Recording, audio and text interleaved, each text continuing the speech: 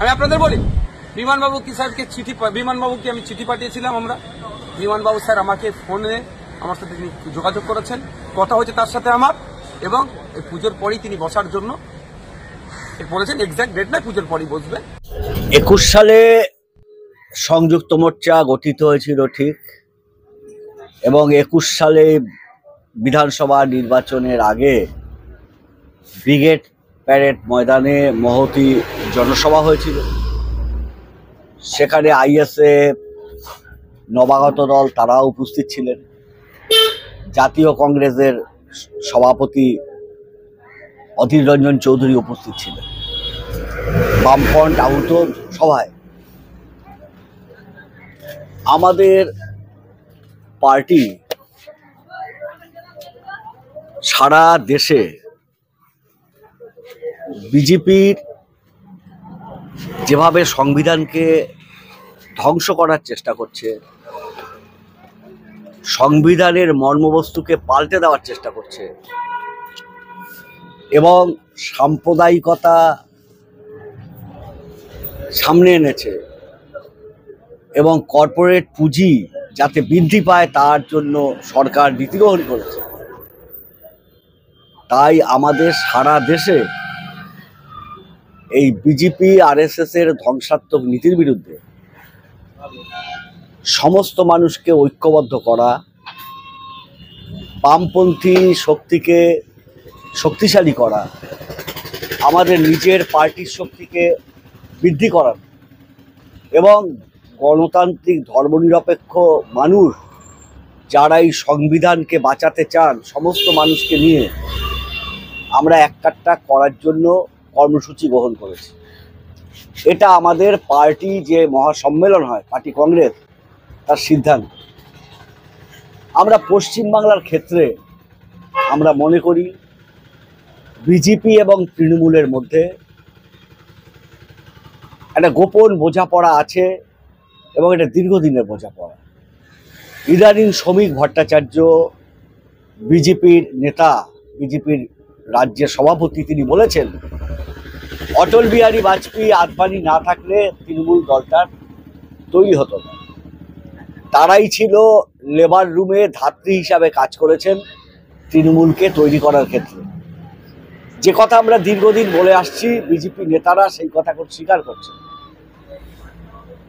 তৃণমূল কংগ্রেস যেভাবে গণতন্ত্র বিরোধী কাজ করছে পশ্চিমবাংলায়, এবং বিজেপি যেভাবে সাম্প্রদায়িকতা কাজ করছে, আর তৃণমূল নিজের ভোটকে ধরে রাখার জন্য উল্টো সাম্প্রদায়িকতা করার চেষ্টা করছে, সেই কারণে আমাদের পার্টি থেকে সিদ্ধান্ত হয়েছে আমাদের রাজ্যে তৃণমূল এবং বিজেপির বিরুদ্ধে সমস্ত মানুষকে জোটবদ্ধ করতে হবে।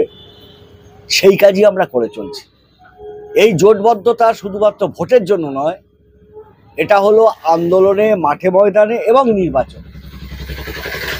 এবং মাঠে ময়দানে আপনারা দেখেছেন ওয়াকফ বোর্ডের যে ওয়াকফ যে আইন, তার বিরুদ্ধে আমাদের বড় কনভেনশন হয়েছে। সেখানে নওশাদ সিদ্দিকী আইএসএফের পক্ষ থেকে উপস্থিত ছিলেন, মোহাম্মদ সেলিম ছিলেন, জাতীয় কংগ্রেসের রাজ্যের সভাপতি ছিলেন, অন্যান্য বামপন্থী নেতারা, এবং লিবারেশন দলের দীপঙ্কর ভট্টাচার্য উপস্থিত ছিলেন।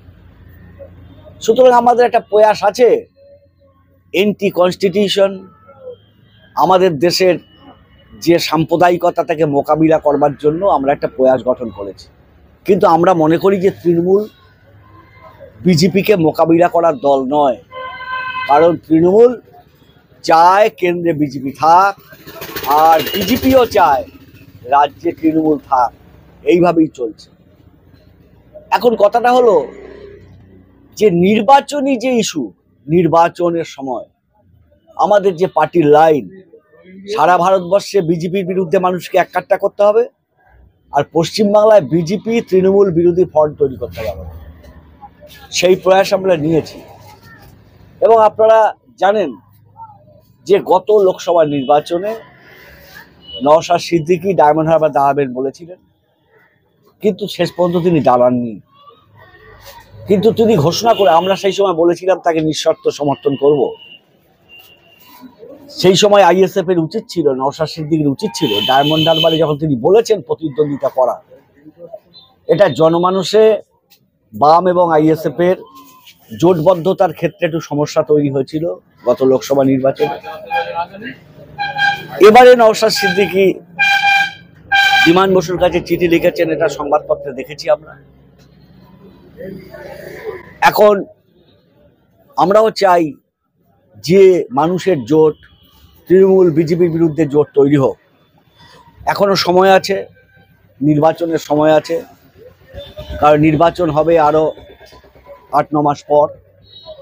আমরাও এইসব নিয়ে আলোচনা শুরু করেছি পার্টির পক্ষ থেকে, কি করে পশ্চিমবাংলায় বিজেপির উত্থান যাতে না হতে পারে, আর তৃণমূল যে অগণতান্ত্রিক কাজ করছে তার বিরুদ্ধে একটা বিকল্প শক্তি গড়া যায় সমস্ত মানুষকে নিয়ে, এই দুটো দল বাদে সমস্ত মানুষকে নিয়ে। সেই নিয়েও বামফ্রন্টে সিপিআইএম রাজ্য কমিটিতে আলোচনা হচ্ছে।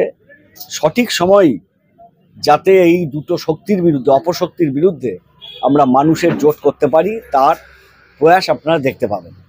আপনি ভাঙড়েরই ভূমিপুত্র, আর এই ভাঙড়েরই বিধায়ক মির্জাদা নওশাদ সিদ্দিকী। আপনি ব্যক্তিগতভাবে কি চান যে নওশাদ সিদ্দিকী ভাঙড়েরই সংযুক্ত মোর্চা বা বামের জোটে হয়ে তিনি আরেকবার বিধায়ক হয়ে বিধানসভা? আমি একজন সিপিএম এর কর্মী। আমাদের পার্টির রাজ্য কমিটি থেকে, আমাদের বামফ্রন্ট থেকে যে লাইন ঠিক হবে, নির্বাচনী লাইন, তার ভিত্তিতেই আমাকে ভূমিকা নিতে হবে, আমাদের কর্মীদের ভূমিকা নিতে হবে। 21 সালে যেমন আমরা নওশাদ সিদ্দিকীকে আমরা সমর্থন করেছিলাম এবং লড়াই করেছিলাম, নিঃশর্ত লড়াই করেছিলাম। আবার গত লোকসভা নির্বাচনে আমরা আলাদাই লড়েছিলাম, কারণ সেই সময় সমঝোতাটা ঠিকমতো হয়নি। এইটা থেকে সবাই শিক্ষা নিচ্ছেন যে তৃণমূলকে এবং বিজেপিকে পরাস্ত করতে গেলে সমস্ত মানুষের এক কাট্টা হতে হবে। সেই শিক্ষা আইএসএফও নিচ্ছে। আমরাও বলছি, আমরা তো চেয়েছিলাম লোকসভা নির্বাচনে সবাই এক কাট্টা হই। সুতরাং বিষয়টা হলো আমাদের পার্টির রাজনৈতিক লাইন যা ঠিক হবে সেই মতোই আমার একজন সিপিএম কর্মী হিসাবে কাজ করতে হবে। আপনি সিপিএম এর একজন গুরুত্বপূর্ণ নেতা এবং বহুত দিন ধরে সিপিএমটা করে আসছেন। তো আপনাদের চেয়ারম্যান বিমান বন্দ্যোপাধ্যায়, বিমান বসুকে যে চিঠি নওশাদ সিদ্দিকী দিয়েছে, তো সেই চিঠির তিনি এখনো পর্যন্ত সদুত্তর দেয়নি। আপনার কাছে কি খবর আছে? বিমা একটা চিঠি দিয়েছে, আমি সংবাদপত্রে শুনেছি, দেখেছি। নিশ্চিত সেই চিঠি নিয়ে আলোচনা হচ্ছে,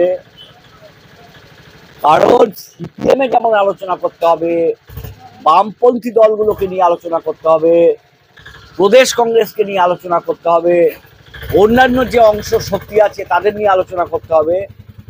আমরা আশা করি একটা সদর্থক আলোচনা হবে। শেষমেশ কি এই যে বাম কংগ্রেস এবং আইএসএফ দুটো ইতিমধ্যেই কংগ্রেসের যিনি রাজ্য সভাপতি তিনি পাল্টে গিয়েছেন, অধীর চৌধুরীর পরিবর্তে এখন শুভঙ্কর বাবু এসছেন, তিনি মৃদু তৃণমূল ঘেঁষা। আদৌ কি এই বাম কংগ্রেস আইএসএফ এর জোটটা হওয়ার সম্ভাবনা আছে 26-এ? কে কি ঘেঁষা এটা আমি বলতে চাই না। শুভঙ্কর বাবু একটা আলাদা রাজনৈতিক দলের লোক, তিনি জাতীয় কংগ্রেসের লোক। তাদের মধ্যে অধীর বাবু নিজে ফিল করছেন যে তৃণমূল এবং বিজেপি কত ভয়ঙ্কর, কিভাবে সাম্প্রদায়িক দাঙ্গা তৈরি করে মোহাম্মদ সেলিম, কার্তিক মহারাজ এবং হুমায়ুন, এরা মুর্শিদাবাদে দাঙ্গা বাঁধিয়ে দিয়েছিল এবং দাঙ্গার ফলে কিভাবে ভোট বিভাজন হয়ে গেছিল হিন্দু মুসলমান, সেইটা মুর্শিদাবাদের মানুষ জানেন। স্বাভাবিক কারণেই কংগ্রেসে একটা মতামত এসছে সভাপতির পক্ষ থেকে, তাদের সঙ্গে আমরা সর্বোচ্চ চেষ্টা করব যাতে তৃণমূল বিজেপি জোটটাকে সমঝোতাকে, আসন সমঝোতা শক্তিশালী করা যায়। এখন যদি তারা না চান তাহলে আমাদের কি করার আছে।